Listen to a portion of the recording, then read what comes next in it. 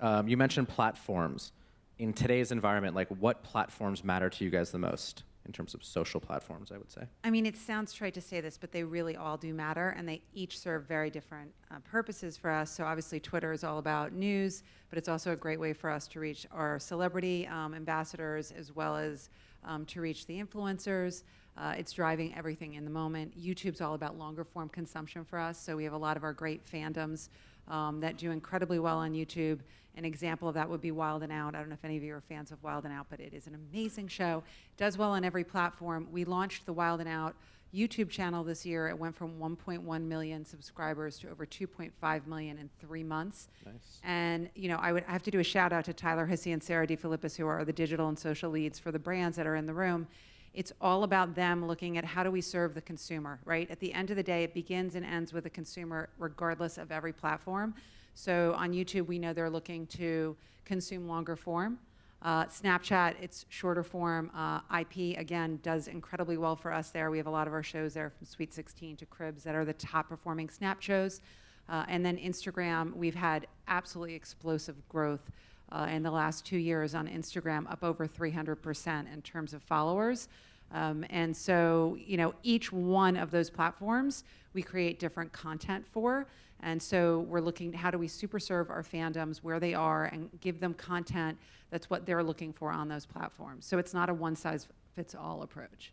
Do you have different people that are literally this person's an Instagram expert, this person's a Twitter expert within your org? Absolutely, we do, and we have certain generalists in terms of making sure that the creative is consistent from platform to platform, but we absolutely have experts in each platform that know those platforms inside and out, work very closely with them.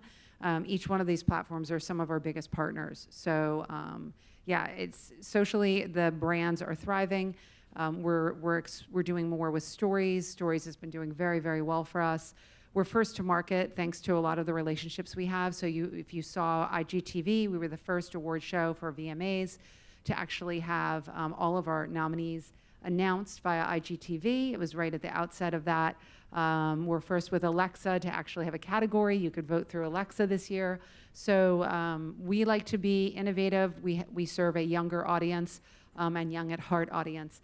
And all of them are very active in social, so are we. Awesome. All right, good segue. So Joe, in terms of, Jacqueline just mentioned stories.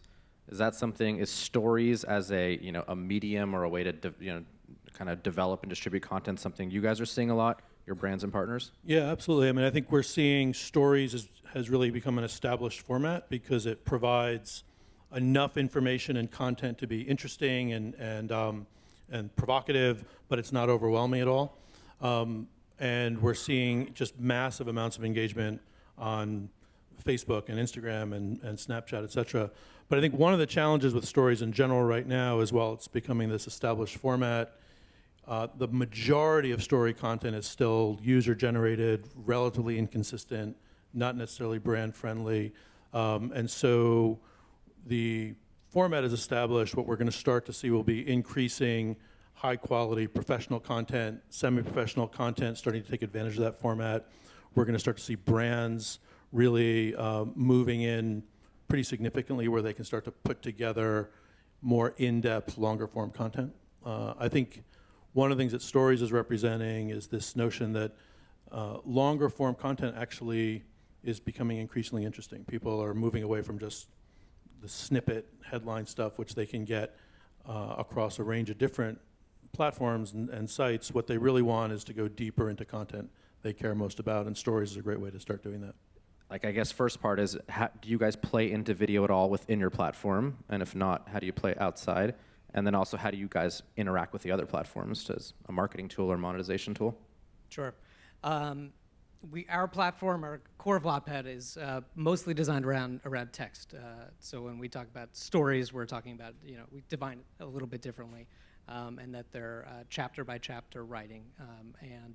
What happens when people are writing chapter by chapter is the audience has a chance to engage with our authors, because they're often, sometimes 16-year-olds around the world.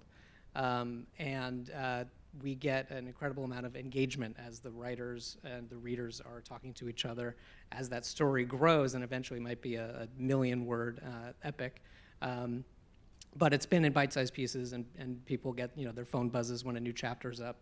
And by the time it becomes really big, those readers they feel a sense of ownership about the story, in the way that you might find a local garage band, and by the time it's playing an arena 4 years later, that's your band. And as we were talking about earlier, when we then take a successful book that grew like that on Wattpad, and then make a publishing deal, let's say, with Simon & Schuster, and that same book that people have read for free on Wattpad is now on the bookshelves, people go and buy it because they feel an ownership of it. As far as video on our platform, our writers are able to embed video in their chapters. It's something that's growing. I think for the most part, my division, the entertainment division, is about finding valuable IP in text form on Wattpad, and then bringing that to the right home, going to studios and networks, and developing a TV show or film from there. So something like The Kissing Booth, which began on Wattpad, written by a 15-year-old girl at the time, Beth Riekels, in Wales. Do you guys out there know The Kissing Booth? Like, show of hands. Did you guys know it was a Wattpad story written by a 15-year-old? Crazy.